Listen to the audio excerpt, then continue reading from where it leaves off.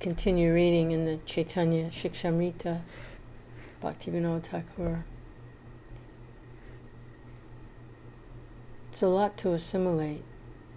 The information that Bhaktivinode Thakur is giving us. It's a lot to process and to assimilate. But I'm going to go ahead with it anyway, and just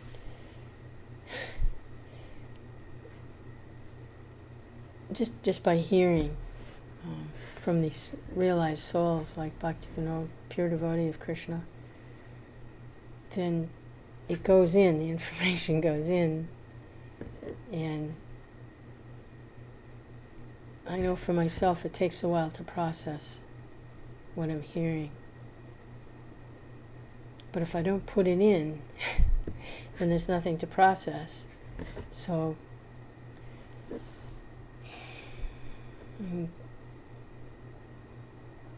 I'm try and take shelter and hear nicely from Bhaktivinode Thakur.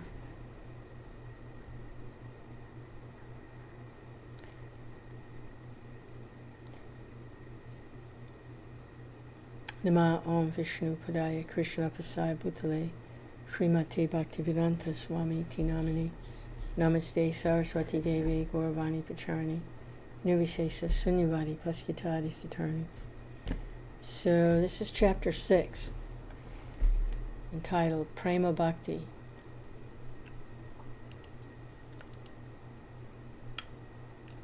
When bhava or rati attains depth or thickness, is called prema.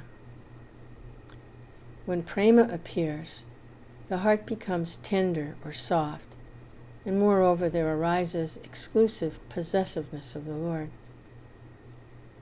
When rati develops, qualification for enjoying pastimes with the Lord, it can be called prema. At the stage of rati, there is also possessiveness, but this possessiveness does not have the mood of exclusiveness. Pure rati also has the Lord as the subject, but it has not reached the stage where only the Lord and nothing else is the subject. When such a condition arises, that rati takes on a form suitable for enjoying Krishna's pastimes. Rati which is suitable for ras is prema. The rati previously mentioned is the seedling of prema, but it is not suitable for ras because it does not have exclusive possessiveness of Krishna. Rati, when it matures as prema, becomes a fixed mood, sthayi bhava. Without sthayi bhava, ras is not possible. If ras is called prema, it is only the beginning stage of prema. Prema has two types.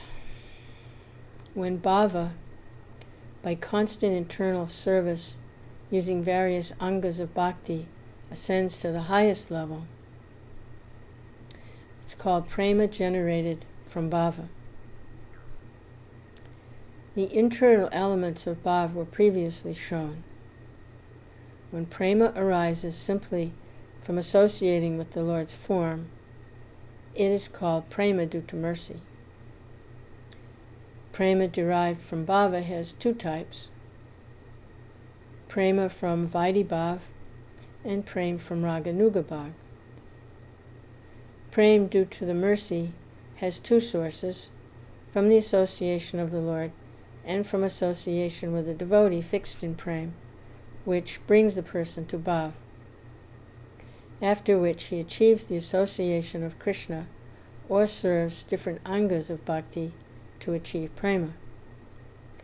The prema that results from mercy has two types: prema endowed with awareness of the majesty of God, mahatmya jnana yukta prema, and unalloyed prema, kevala prema. Prema which arises by following the path of rules and regulations is endowed with awareness of the majesty of God, mahima jnana yukta prema. Some people call it sneha bhakti. By this prema, the soul attains Shashti, Sarupya, Samipya, Salokya types of liberation, but even being liberated, the soul serves the Lord in those particular states. The prema arising from sadhana of Raganuga usually brings about exclusiveness to the Lord, Kevala Prem. But if during practice of Raganuga there is still some attachment to Vaidhi rules, it does not become Kevala Prem. However, if during practice of Raganuga a tinge of Vaidhi remains due to habit rather than attachment, then that develops into Kevala Prem.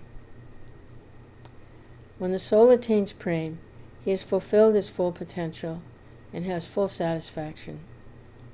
All contamination of evil is finished. There is no higher attainment than Prem for the soul. Compared to Prem, liberation is small and temporary. Amongst all the various byproducts of Prem, liberation is one of them. Though Prema arises after being in contact with matter for so long, there is no longer any consciousness of matter. The life of the Prema Bhakta is devoid of material contamination and fully Krishna conscious. Rules, like glowworms when the sun arises, become hidden with the daybreak of Prem. For the Prem Bhakta, even the material world appears as Vaikuntha, the spiritual world. That was part 1. So, go on to part 2. Stages in development of Prema. It is necessary to know the stages of development from practice to the final achievement of human life. The gradual development has 9 stages: faith, association, devotional action, purification, steadiness, taste, attachment, bhav, and prem. A life without morality is animal life. Life which increases sense happiness by progress in material science and mechanics through intellectual power is demonic. All is temporary and insignificant.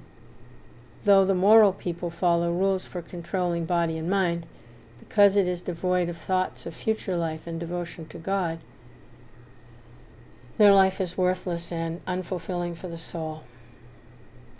In moral life, with theism, though there are thoughts of afterlife and worship of God, those activities are impure, minor, and unsatisfying.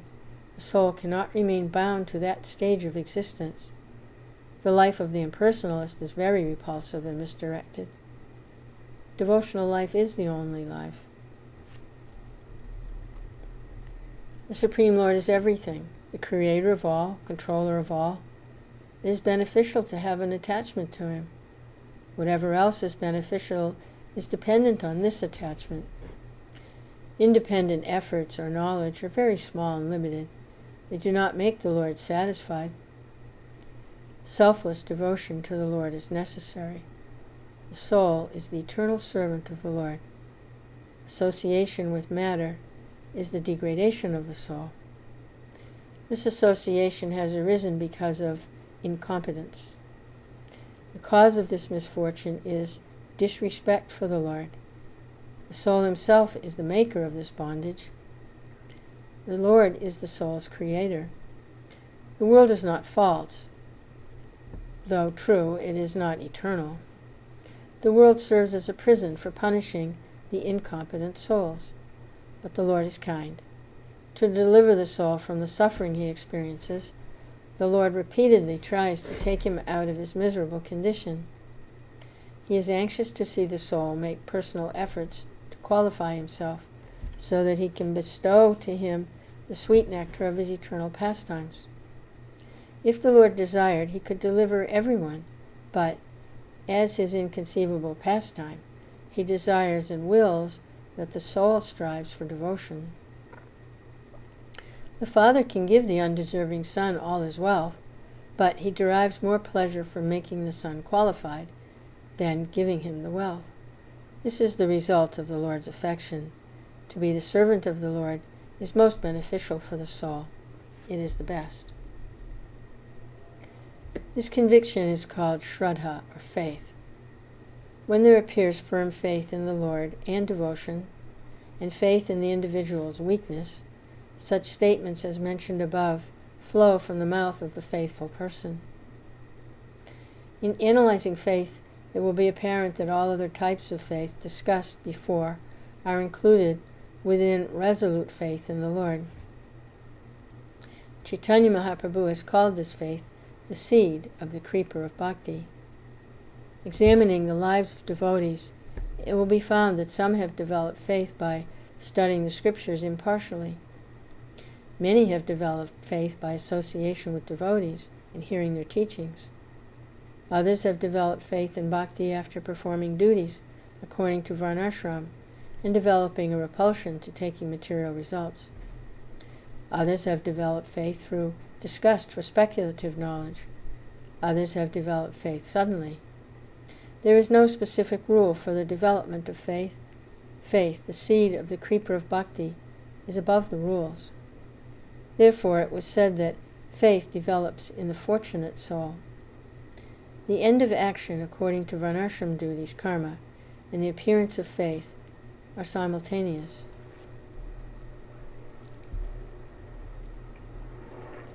When faith has arisen, the person becomes anxious.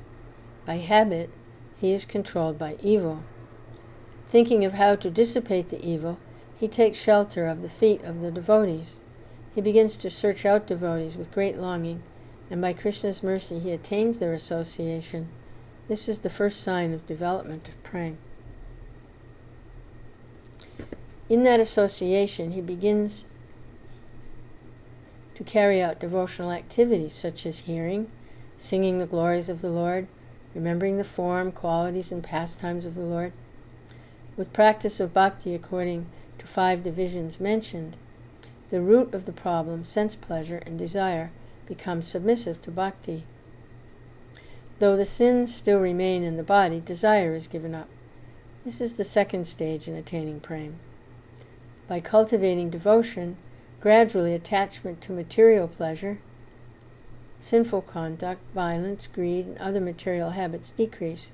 He becomes free of material desire. This is the third stage, clearing the sins, anartha nivritti. In this state, all other attachments cease. Faith becomes faith in the Lord. As long as the sins remain, faith cannot be steady. To the extent that sins are extinguished, faith turns into steadiness, nishtha. This is the fourth stage in attaining prema. Attaining steadiness, he performs his devotional activities and takes association with more care. By this, the sins are further reduced and steadiness turns to joy. This is called taste or ruchi. This is the fifth step. With taste for Krishna established, everything else becomes tasteless. When ruchi becomes more intense, along with greater destruction of sin, ashakti appears. Ashakti is still within the sadhana bhakti. Sadhana has become perfect. The person feels successful. This is the sixth stage. When ashakti becomes full, it's called bhav, or rati, or the seedling of prema. The heart becomes soft. This is the seventh stage. When bhava attains exclusive possessiveness of Krishna, it's called prema. It is a state of permanent emotion suitable for ras. The devotees performing sadhana bhakti should always be attentive to the condition of their devotion, perceiving the state yesterday and the improvement made today. If he perceives that after some days no progress has been made according to the stages given above, he must understand that some offense must have been committed. Having diagnosed that offense, he should give up that offense and correct the harm done by association of devotees. Continuously cultivating bhakti and praying to Krishna, he should be careful that the offense does not occur again. Those who do not care to examine their progress will advance very slowly due to the unseen obstacles they have created. Devotees, take special precaution in this matter.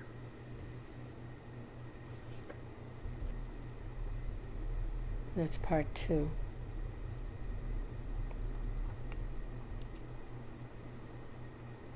This is part 3. chanting the name in aspiring for prema. Prema is the goal of the soul. By nourishing bhav, prema manifests. The soul, fixed in favorable attitudes toward Krishna, elevates himself gradually and finally approaches the temple of prema. Prema has two stages: aspiring for prema and attainment of prema. Having attained prema, there is no further attainment. There is only Krishna Ras and nothing else at that stage. In the aspiring stage, there are two types of devotees: those who derive bliss from following the proper conduct, and those who derive bliss from preaching. Some derive bliss from both activities. Proper conduct refers to listening about the Lord. Preaching prefers to glorify the Lord's name. In the aspiring stage, the prema bhakta is dedicated solely to Krishna. His general symptom is complete surrender, sharanagati. In the Bhagavatam and the Gita, there is profuse glorification of the surrendered soul. Without such exclusive surrender, what to speak of prema, even bhav does not appear. This surrender accepts only those things favorable to prema bhakti. The devotee avoids those things unfavorable for prema. The devotee thinks of Krishna as his only protector. He does not seek protection by any other means or through any other person. He has faith nowhere else. Krishna is his sole maintainer. Of that he has no doubt. He also sincerely feels himself to be very fallen. He is convinced that he can do nothing. No one can do anything except if Krishna desires. The fully surrendered devotee exclusively takes shelter of the Lord's name, though there are many other angas of bhakti. He derives satisfaction from hearing and remembering the name. No type of worship is so pure and directly spiritual as the name. In the Hari Bhakti Vilas, among all the devotional activities, there is most glorification of the chanting and remembering of the Lord's name. It's stated in scriptures that there's no difference between Krishna and his name, for the name is spiritual by nature. The full spiritual platform of Krishna, endowed with all ras, appears in the name. Whoever wants to receive realization of Krishna's form and the name's form must strive to understand their spiritual nature. As long as he does not understand their spiritual nature, he cannot become expert in worship of the Lord. Then how can he attain the goal of his sadhana? Realization of spiritual nature, swarup, of Krishna and his energies, is the only cause of advancement in worship. Let us consider a little. It has already been explained and supported with scriptural evidence that the soul is a spiritual particle. The abode of Krishna is spiritual. Krishna is the spiritual sun. Krishna Bhakti is the spiritual nature of the soul, and Krishna's name is spiritual ras incarnate. Here, we will be discussing the spiritual realities in relation to the aspirants of prema.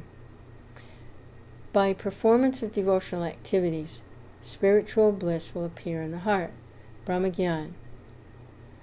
A realization of pure spirit has no attraction because there is absence of pleasure derived from spiritual entities and spiritual activities. The Vedas, the incarnation of the Lord for delivering the fallen people of Kali Yuga, are considered to be proof. In the Vedas, 9 topics are presented as fact. This subject has been elaborated in the Bhagavatam. It is stated conclusively in the Vedas that the soul is a spiritual particle, like a particle of sunlight in relation to the sun, the Supreme Lord.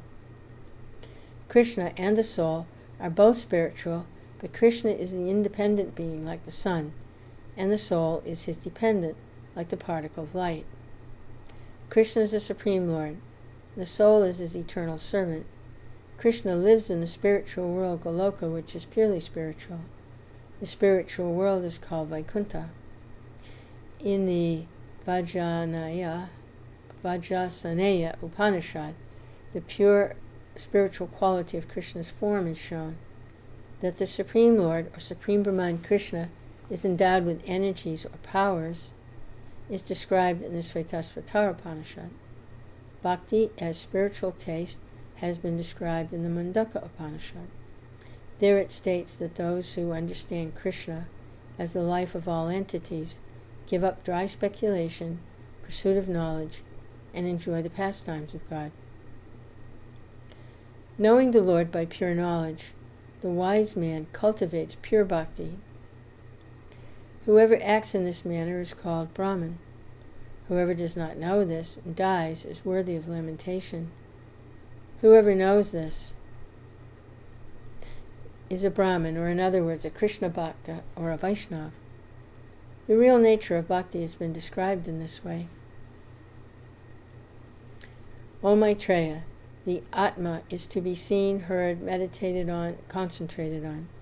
When the Atma is seen, heard, meditated on, and realized, all else is known. This Atma, or Krishna, is dearer than sons and wealth because the Lord is dwelling within all beings. However attached we are to material objects, whatever they may be, we do not hold affection for them in themselves. Objects are dear only because of attachment to the Spirit, the Lord, within them. That's from the Brihad Aranyaka. The eternal relationship of the soul with Atma, Krishna, is called prema, or love. Prema is a pure spiritual reality. What is the relation between the phenomenal world and the spiritual reality? Is there a proper knowledge, then? True devotional wisdom prevails? But often, by trying to search out the true nature of spirit, man goes astray. By a particular process of logic, one may conclude that the spiritual realm must be exactly opposite to the material world. By further use of logic, rejecting spiritual form, one may imagine that the Supreme is some ambiguous, imperfect, semi-spiritual substance. This Brahman, without form, without change, without motion, without qualities, without love, is an indescribable substance like a flower in the sky. Unable to know the name, form, activities, and qualities of this spiritual thing, a person becomes inactive. In this way, dry speculative knowledge has created a great obstacle for the souls. This is known from the discussion between Vyasa and Narada in the Bhagavatam. Limited by realization of the Supreme as a shining spiritual substance, which is but a dim shadow of pure spiritual reality, it is certain that a person cannot know the enjoyable spiritual pastimes of the Supreme Spirit. Brother, please advance further, pierce the spiritual effulgence, and enter the spiritual world. There you can see the Supreme Brahman and his spiritual activities. Taste the sweetness of the indivisible Lord. Do not treat spirit like a dry piece of wood. Mundaka Upanishad says that people knowledgeable of spirit know that the pure Supreme Brahman, untouched by the mode of passion, resides in a pure spiritual golden abode. By transcendental light, surpassing the material light, the Lord's name, form, qualities, and activities are revealed. The sun, moon, stars, lightning, and fire of this world are not suitable for that world. A spiritual light reveals that spiritual world. Though we think of the sun and moon as illuminators, they are only dull reflections of the spiritual light. This is extensively explained in the description of Brahmapura in Chandogya Upanishad. The spiritual world, illumined by spiritual light, is the model for the material world. It is not an inferior model. It is ideal, pure ideal. Everything there excels in giving happiness. The inferior reflection of the spiritual world is the material world. The spiritual light is reflected grossly on the material illuminators like the sun, and subtly as the light of material knowledge of the mind, intelligence, and false ego. The material sun is perceived by the gross senses as light, and the material knowledge is appreciated by Astanga Yoga process revealed through the subtle mind, intellectual and false ego. purified through Ashtanga Yoga. All these are the instinctive acts of vision by the soul in bondage. By Narada's instruction, Vyasa adopted spiritual vision through his soul and was able to see perfectly the name, form, qualities, pastimes of the Supreme Lord.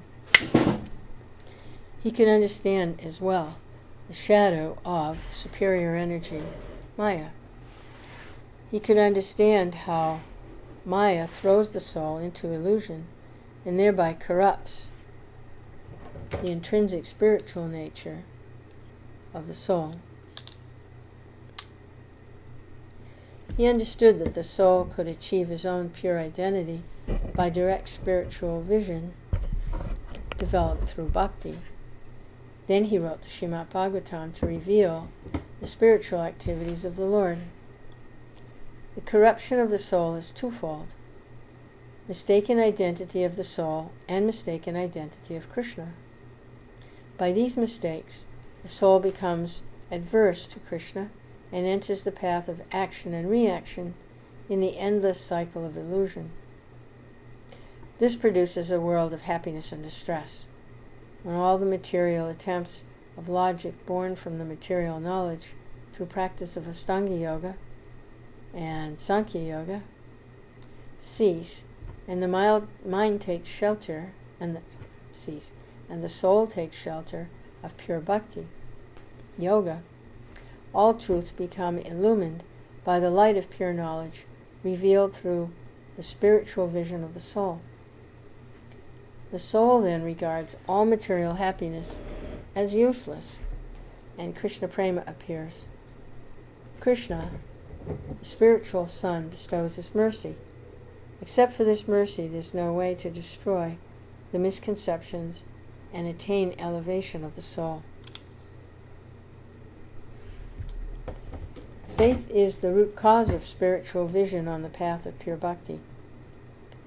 At the proper auspicious time, Vyasa began to doubt the efficacy of karmakanda and dry speculative knowledge. Vyasa then asked his guru, "I've understood all this knowledge given by you, but why is my soul still unsatisfied? Son of Brahma, please tell me, what is the cause of this condition? In great anxiety, I ask you this question." Narada replied,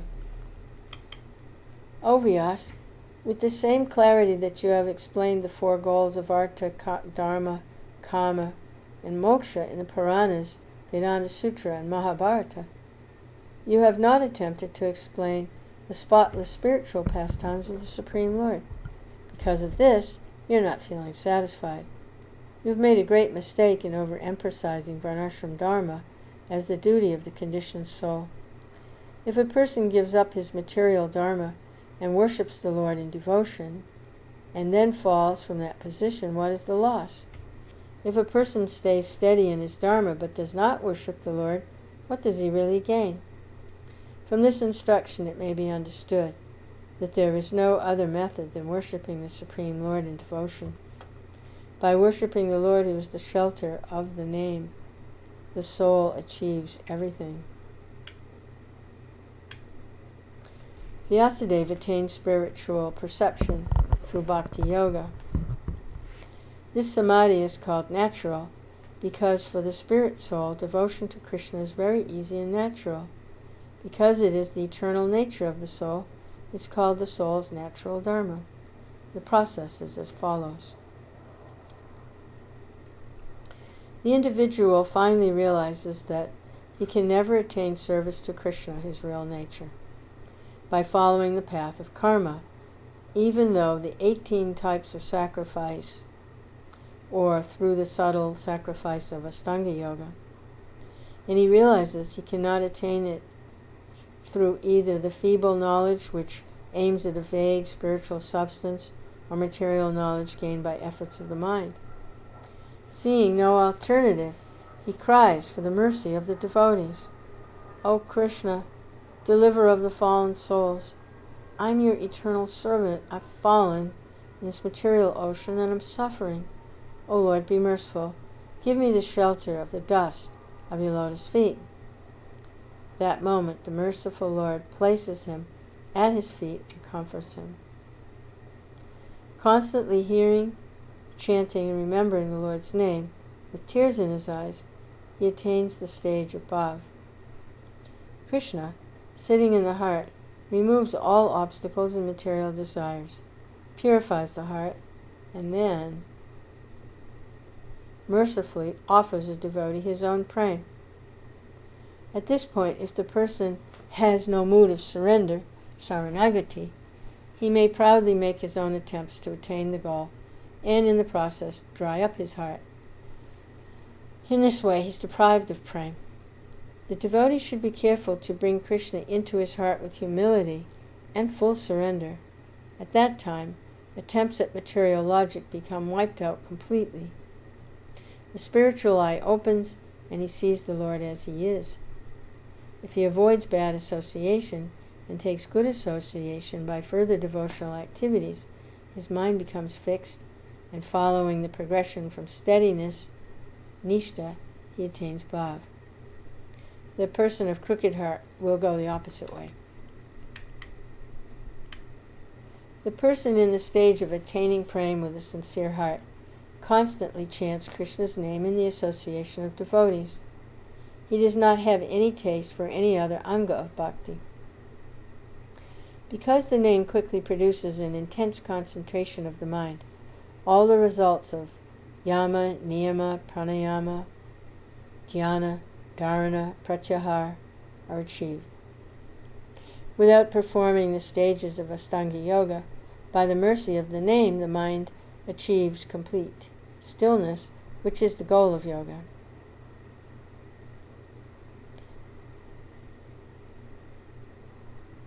As the mind becomes purified, the splendors of the spiritual world gradually begin to appear. He experiences such happiness that all other happiness is achieved by any other process becomes just a drop in comparison with the ocean of prema. He desires no other wealth than the mercy of Krishna. The name of Krishna is a spiritual substance. There is no knowledge, austerity, meditation, fruit, renunciation, sense control, pious act, or goal as great as that of the name. The name is the supreme liberation. The name is the supreme destination. The name is supreme peace. The name is the supreme situation. The name is given. The name is the soul's reason for existence. The name is the Lord of the soul. The name is the most worshipful object. The name is the supreme Guru. In the Vedic scriptures, the spiritual nature of the name and its supreme position is described. O Lord, we worship you knowing your name is supreme. In worshiping the name, there is no rules. The name is superior to all ritualistic activities. It is a spiritual substance. It is self-illuminating. From the name of the Lord arose all the Vedas. We can perform expert worship of the name, which is none other than the Supreme Brahman. The name is easier to understand than the soul. The name is the excellence of knowledge.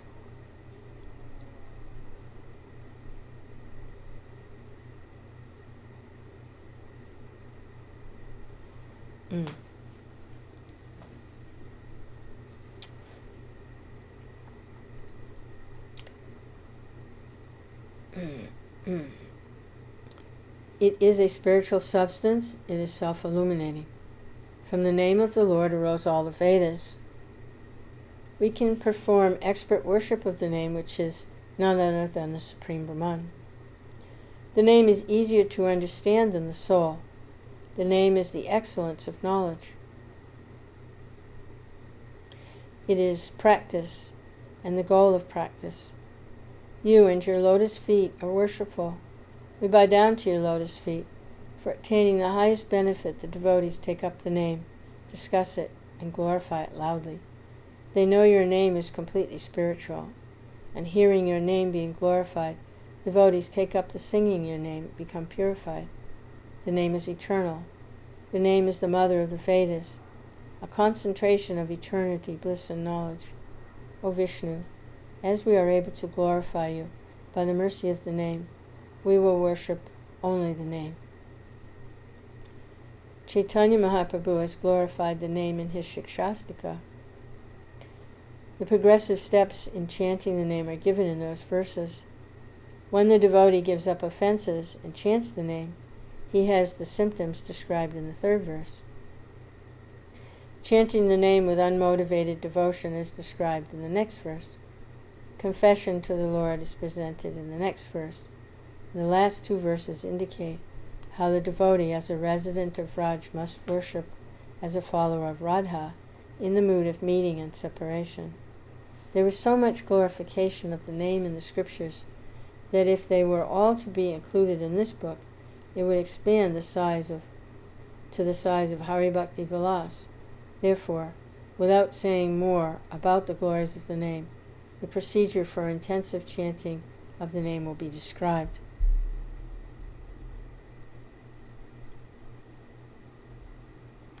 However, the persons on the stage of aspiring for prema should remember a few things before engaged in intensive chanting.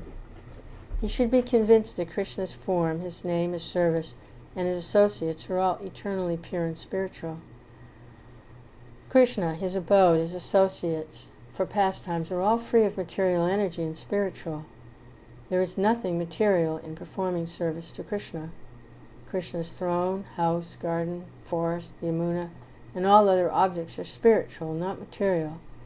They should know that this faith is not the blind faith of the material world, but the supreme eternal truth.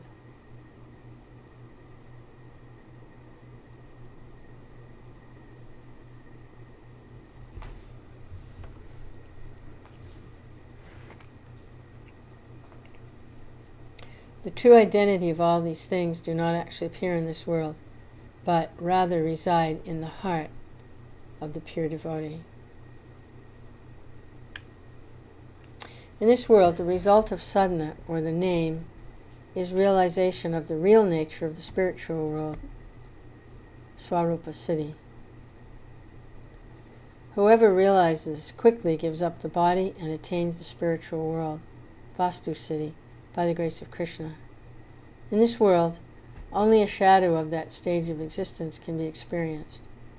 The preliminary stage is liberation, and the final stage is prema.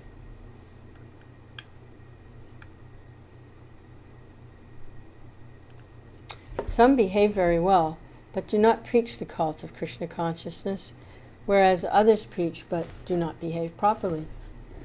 You simultaneously perform both duties in relation to the holy name by your personal behavior and by your preaching.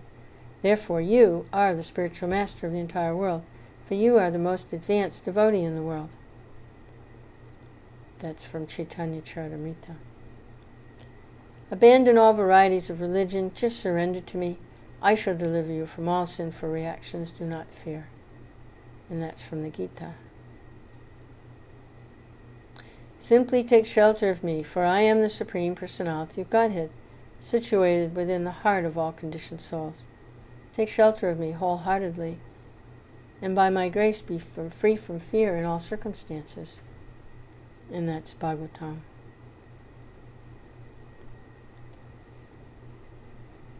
Liberation is easily attainable by knowledge, and enjoyment is easily available by performance of pious activities like sacrifice. However, bhakti is very difficult to achieve by thousands of such practices.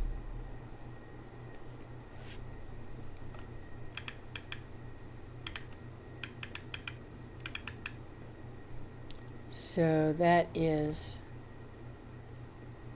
the end of part 3. And we'll take a little break here.